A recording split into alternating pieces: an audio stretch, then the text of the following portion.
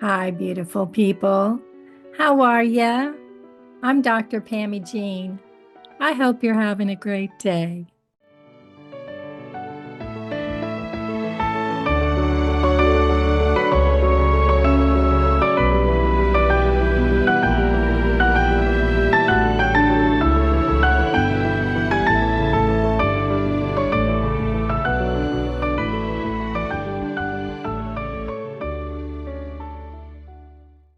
Happy New Year!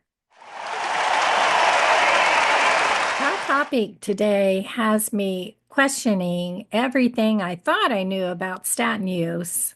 It's okay to rethink things, right? To question our doctors, our physicians, seems like we're disregarding their knowledge and expertise. And it probably is, but it's our body, our mind, and our heart, literally. There's a slew of news releases out there about new studies showing that we may not need a statin after all if we fall under certain guidelines. Because of that, I have a lot to say, so bear with me. This discussion will be in two parts. This is part one.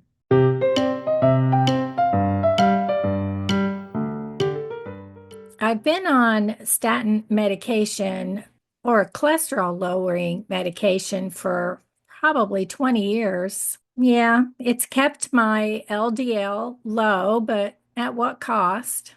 Statins are a class of prescription drug used together with diet and exercise to reduce the amount of low density cholesterol or LDL. If it keeps our LDL low, will it prevent us from having a heart attack in the future? It was reported in 2011 that at the US population level, total cholesterol levels have been decreasing over the past 2 decades. Large falls in cholesterol numbers occurred over those 2 decades before statins were even introduced to patients in the United States, and substantial falls in cholesterol occurred before statins were widely used. A healthy diet has been the primary factor in this change. The contribution of statins has been modest. Today is about exploring and determining whether a statin medication is crucial, and I hope you do your own research. More importantly, I hope this information is helpful in your journey. Here we go. Well,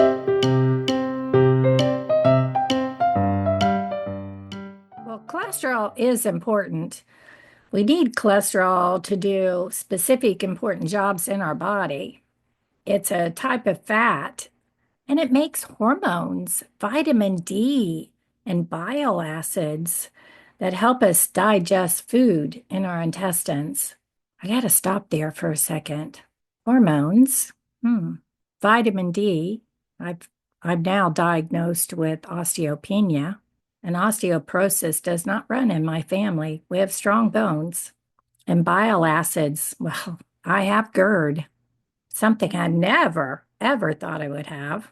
I do not, and really have never eaten spicy foods, like really hot, spicy foods like my husband will tend to eat. Anywho, cholesterol keeps us healthy. However, too much of one type of cholesterol, that LDL, or low density lipoprotein, or not enough of another type of cholesterol called HDL, or high density lipoprotein, can put you at risk for heart disease, a heart attack, or stroke, because cholesterol can build up in our arteries and lead to major health problems.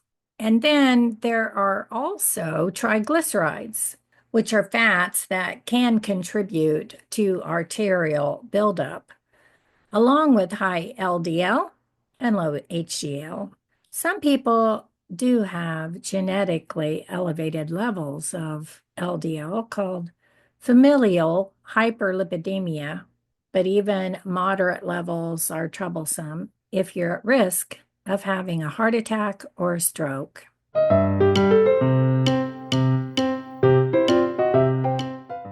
The cells in our body and in our liver produce cholesterol.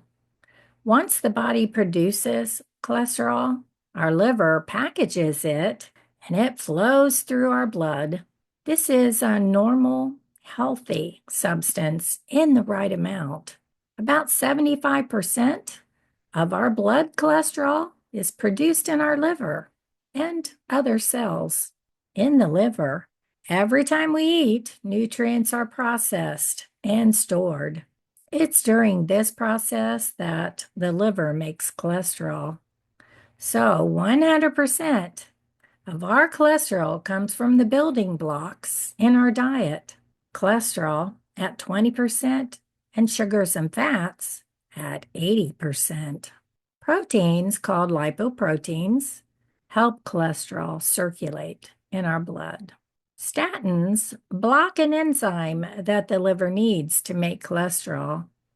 So the liver will remove cholesterol from the blood, which can affect our body, therefore making hormones, vitamin D, and bile acids can be negatively affected.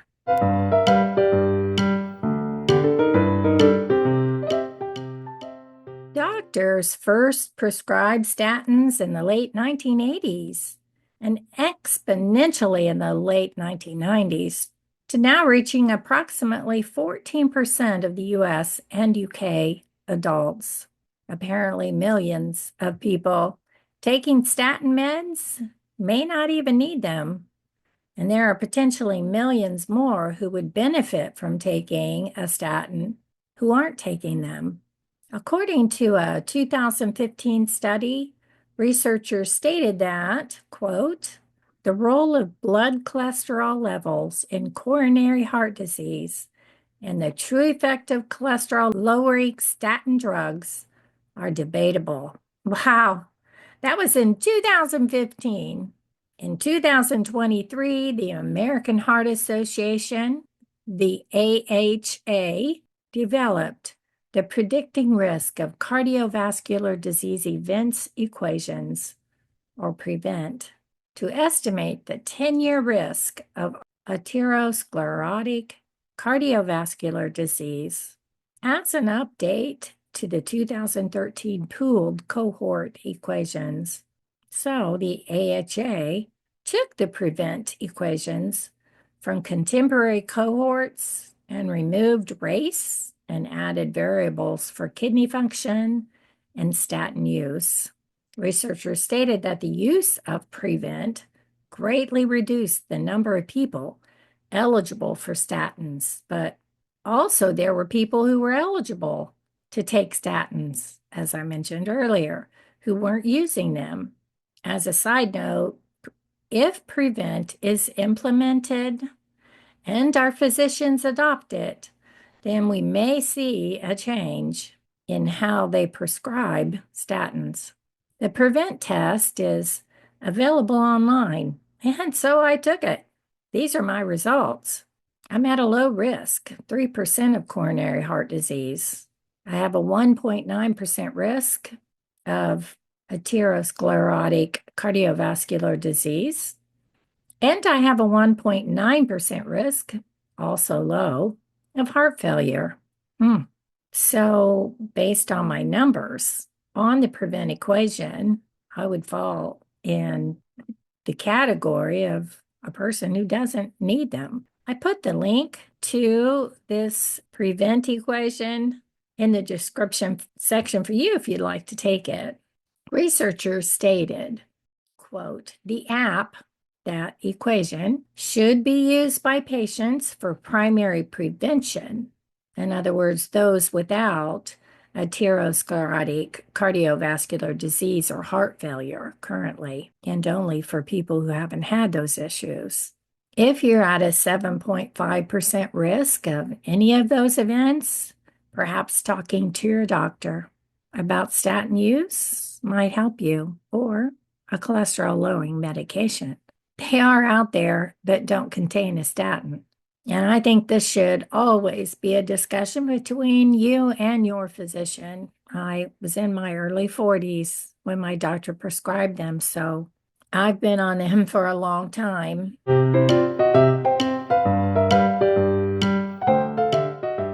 In 2017, researchers found that women with fibro had a higher cardiovascular disease risk profile than healthy women. This is mainly because we don't get enough vigorous exercise, they say, but healthy eating is also important and wasn't a part of that study. Additionally, women with fibro compared to their healthy cohort had a higher waist circumference and body fat percentage and a greater number of cigarette consumptions besides lower levels of cardiorespiratory fitness. That doesn't surprise me. I mean, it's difficult to maintain an exercise routine, especially when it results in more pain. Researchers already know that fibromyalgia presents with neuroendocrine, inflammatory, and coagulation features, which are linked to cardiovascular disease development. So, cardiovascular risk factors and events in fibromyalgia patients, and there were only females in this particular study, were compared to the general population. The prevalence of hypertension, diabetes, atrial fibrillation, my dad had that, transient ischemic attack or a mini stroke, and cardiovascular total burden was significantly higher in fibromyalgia patients. We got things to work on, don't we? Researchers in a 2018 study stated that statins are not associated with a reduction in cardiovascular disease or death in a healthy population over age 75. But in those with type 2 diabetes, statins were related to a reduction in cardiovascular disease and death from any cause up to age 85. So we need to know more about type 2 diabetes, do we not? And preventing that. So that will be the beginning of part 2, talking about type 2 diabetes risk in the population of people that need statins. So I hope you learned something. I send you gentle hugs and support. I'll see you next week. Love you.